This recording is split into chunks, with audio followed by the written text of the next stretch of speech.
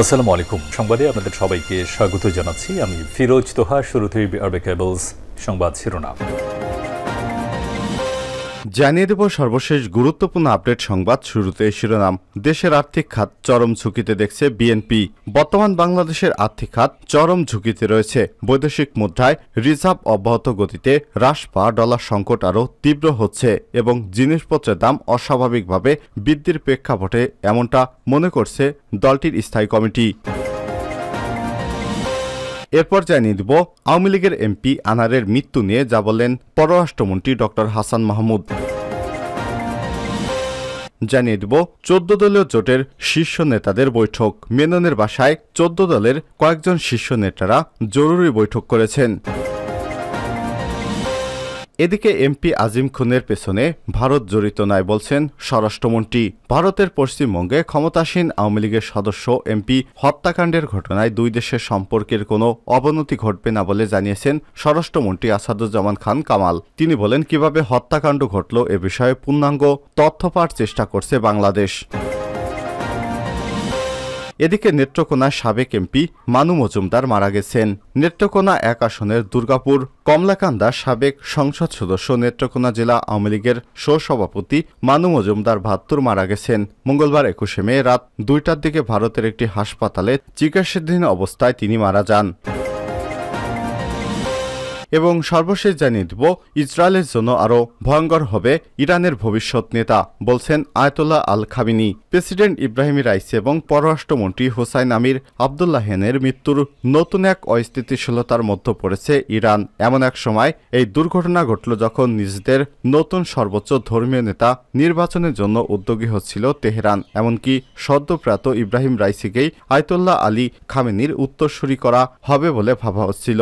এমন অবস্থায় কে হবে দেশটির পরবর্তী ধর্মীয় নেতা এবং ইসরায়েল ও আমেরিকার সঙ্গে কোন পথে হাঁটবে ইরানের সম্পর্ক, সেটি এখন প্রশ্ন। তবে আয়াতুল্লাহ আলী খামেনি বলেছেন, ইসরায়েলের জন্য আরও ভয়ঙ্কর হবে আমাদের নিযুক্ত ভবিষ্যৎ ইরানের রাষ্ট্রীয় প্রধান। প্রিয় দর্শক, এতক্ষণ শুনছিলেন সংবাদ শিরোনাম, এবারে বিস্তারিত। তবে তার আগে অনুরোধ থাকবে, আপনি কোন স্থান থেকে আমাদের সংবাদটি দেখছেন কমেন্ট করে জানিয়ে দিন এই সংবাদ সম্পর্কে আপনার মূল্যবান মতামত। প্রিয় দর্শক, আপনি যদি আমাদের চ্যানেলে নতুন হয়ে থাকেন, ভিডিওটি দেখতে চ্যানেলটি সাবস্ক্রাইব করে রাখুন, যাতে করে আমাদের লেটেস্ট আপডেট সংবাদগুলো সবার আগে আপনার কাছে পৌঁছে যায়। এবারে বিস্তারিত। দেশের আর্থিক খাতে চরম ঝুঁকিতে দেখছে বিএনপি। দেশের আর্থিক খাতে চরম ঝুঁকি দেখছে বিএনপি। বৈদেশিক মুদ্রা রিজার্ভ অব্যাহত গতিতে হ্রাস পাওয়া, ডলার সংকট আরও তীব্র থেকে তীব্রতর হওয়া এবং জিনিসপত্রের দাম অস্বাভাবিকভাবে বৃদ্ধির প্রেক্ষাপটে এমনটা মনে করছে দলটির স্থায়ী কমিটি। এ অবস্থায় দেশের চলমান অর্থনৈতিক সংকটের কারণ জনগণের সামনে আনুষ্ঠানিকভাবে তুলে ধরার সিদ্ধান্ত নিয়েছে দলটি। দেশের আর্থিক খাতের পরিস্থিতি নিয়ে গত সোমবার রাতে দলীয় স্থায়ী কমিটির ভার্চুয়াল বৈঠকে এ বিষয়ে বিস্তারিত আলোচনা হয়েছে। বৈঠক সূত্র থেকে জানা যায়, ভারপ্রাপ্ত চেয়ারম্যান তারেক রহমানের সভাপতিত্বে অনুষ্ঠিত বৈঠকে 5 ইস্যুতে আলোচনা হয়েছে। এর মধ্যে বাংলাদেশ ব্যাংকের রিজার্ভ চুরি নিয়ে ভারতের গণমাধ্যমে প্রকাশিত খবরের বিষয়ে গভীর উদ্বেগ প্রকাশ করে বিএনপির স্থায়ী কমিটি নেতাদের ভাষ্য, এটা জনমনে হতাশ এবং উদ্বেগ আছে। এতে সরকারের ব্যর্থতাই প্রমাণ করে। বাংলাদেশ ব্যাংকে বৈদেশিক মুদ্রার রিজার্ভ নিয়ে কোনো বিষয়ে পরিষ্কার তথ্য এখনো পাওয়া যাচ্ছে না। সরকারের দিক থেকে এখনো বলা হচ্ছে ব্যবহারযোগ্য রিজার্ভ রয়েছে $13 বিলিয়ন, আবার কখনো $18 বিলিয়ন বলা হচ্ছে।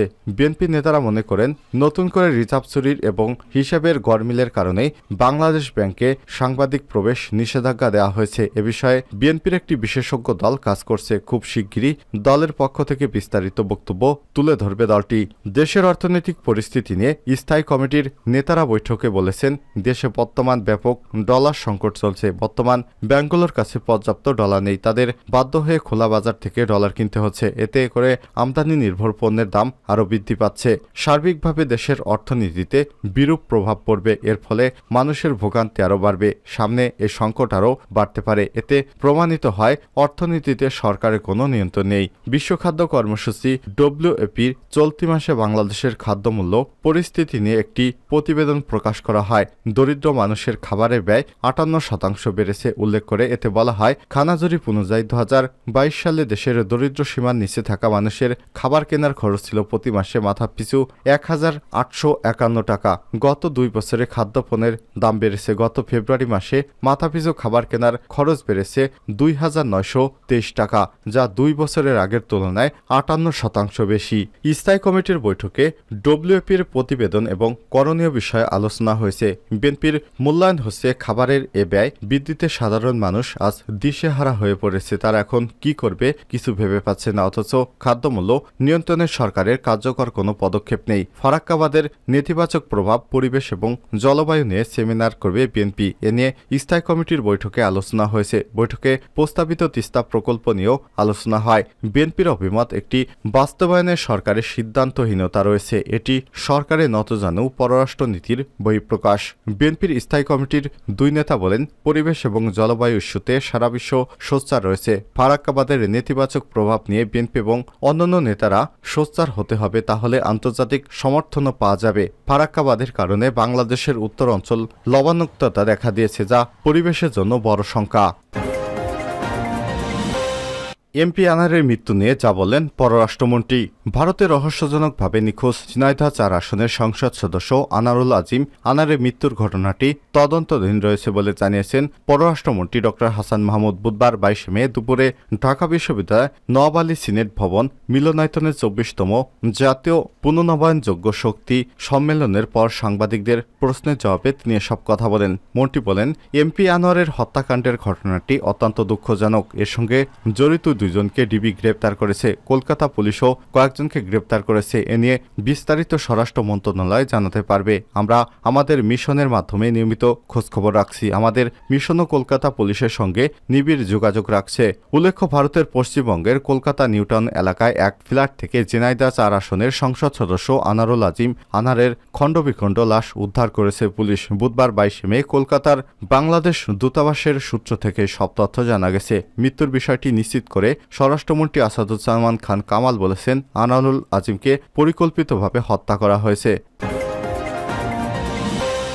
মেননের বাসায় 14 দলের কয়েকজন শীর্ষ নেতার বৈঠক। 14 দলীয় জোট নেতাদের সঙ্গে বৈঠকে বসতে যাচ্ছে আওয়ামী লীগ সভাপতি প্রধানমন্ত্রী শেখ হাসিনা। আগামীকাল বৃহস্পতিবার প্রধানমন্ত্রীর সরকারি বাসভবন গণভবনে এই বৈঠক অনুষ্ঠিত হবে।